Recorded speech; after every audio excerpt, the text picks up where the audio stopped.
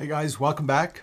Another video on a topic that's very, very central to chemistry called molarity. In a textbook, it's only about a page and a half, but it permeates a bunch of different disciplines and is an important concept to wrap your head around. Let me give you an example of where it becomes really important. So let's say you're in an emergency room in a hospital. I hope you never are, but if you are and they put you on an IV drip, the phosphate buffered saline in the IV drip better be of the correct molarity. If somebody gets that wrong, you got a big problem.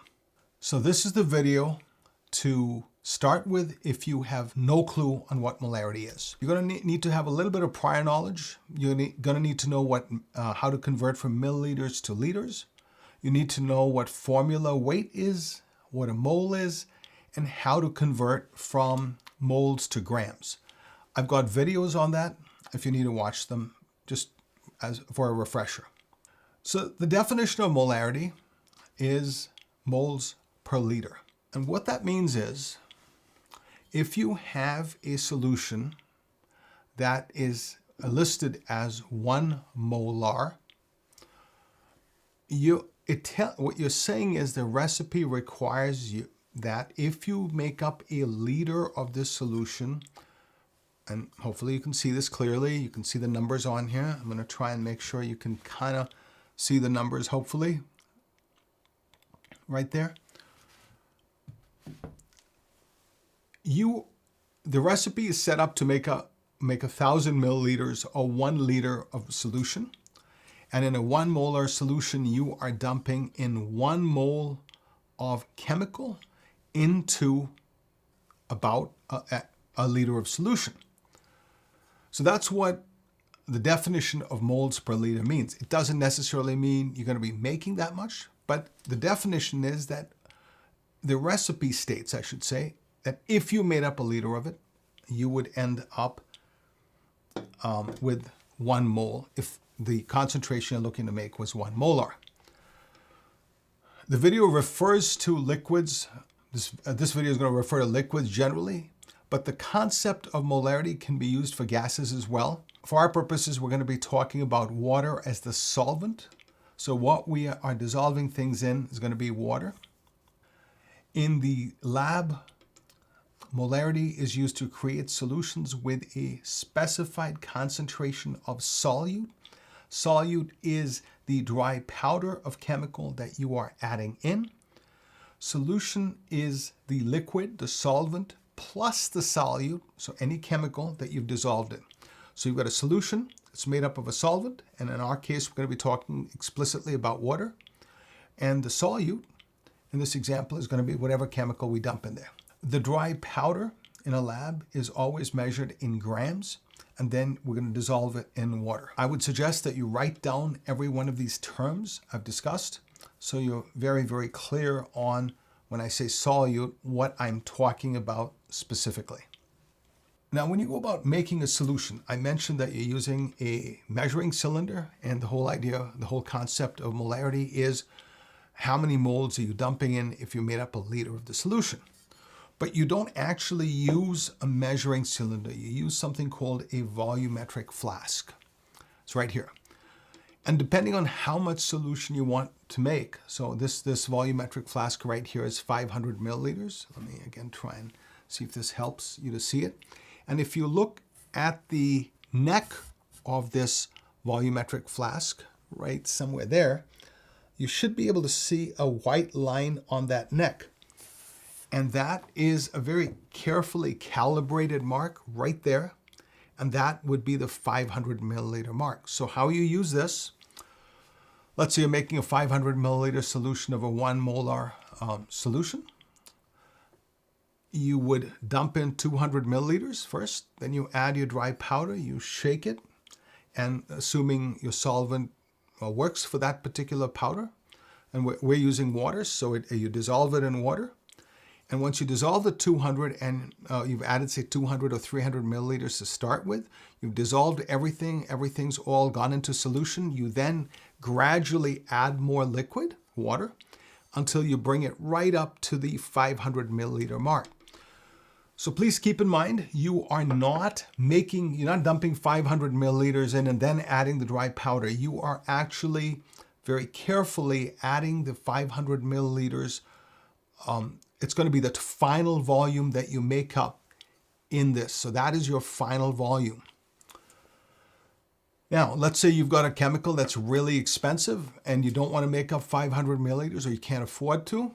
Here's a volumetric flask for 10 milliliters. And they get even smaller than this. So these volumetric flasks are very, very carefully calibrated. If you look carefully, you might see the line on this. Again, you are looking to, hopefully I won't break everything here. You are looking to calibrate everything to these lines, and you use the volumetric flask that is most appropriate for the volume you are trying to make. So that's how you go about making it. That's the physical glassware you're going to use. Let's start with an example so you can kind of see how this works. Right here is a solution called lead nitrate. It's in a 500 milliliter bottle. It is not a liter. And since we only have 500 milliliters of this when it was originally made, remember, it's a 1 molar solution. So if you look at this, if you look carefully, it actually says 1 molar on it. So this solution, even though it says 1 molar, if we had a liter of it, it would have taken 1 mole. But guess what? We're not making up a liter. We're scaling it down to half of that. So it's coming right to the 500 milliliter mark. So if for 1,000 milliliters, for a whole liter, we needed 1 mole, so for 500 milliliters, we would have to scale the recipe in half, and we would dump half a mole in there. Let me use another example. So I want to avoid breaking this here. Be a real pain. Okay, so the second solution looks like lapis. It's this gorgeous looking liquid. It's copper 2 sulfate. Now notice, we've got two different liquids here. This, the copper 2 sulfate, is also a 1 molar concentration. Now, I've used some of this already for an experiment, so there's some left behind. But the important thing for you to understand, and why I'm showing you this, is once you make up a solution, the concentration, assuming you don't add any more solute or solvent, the concentration is not going to change. It's going to be spot on, and it's going to stay exactly that. So even if you took out a milliliter of this solution, or I poured out probably 200 milliliters of this to use it in an experiment, the concentration did not change. So what's left in here is still 1 molar. And keep in mind, when this was made, we made only half a liter of 500 milliliters. So again, we only made half of the 1 liter, so we only dumped half a mole in there. And what's left retains the concentration that you originally made in here. So it's almost like if you were driving and you had a certain speed, let's say you're going 80 kilometers per hour. The speed analogy works because you're not changing the speed even if you drove for 15 minutes, or if let's say you drove for 300 miles. If you're going at 80 kilometers an hour, it stays steady for that entire time.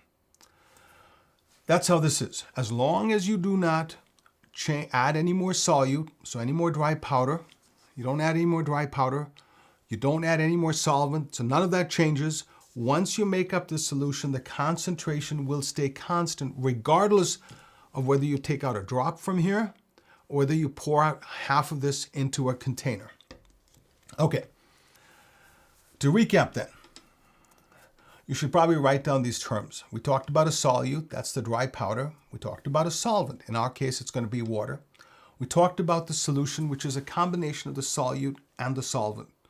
We talked about the final volume. The final volume was 500 milliliters. So that when you say final volume, you include the powder that has now dissolved. You don't want to exceed that. So you're always, in this example, the 500 milliliter, the final volume was 500 milliliters. The recipe is always set up as if you were making up a liter.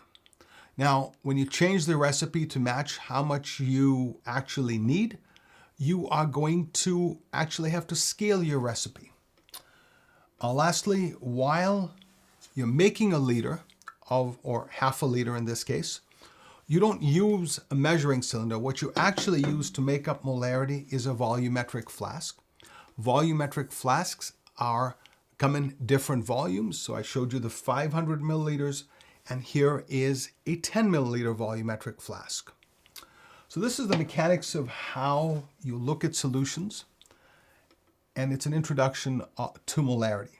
In the subsequent videos, we're going to start talking about math, we're going to talk about moles, and we're going to talk about molarity. I hope you found this intro somewhat helpful. I will see you in the next video, and as always, just remember, if it ain't chemistry, that's just stamp collecting. Bye.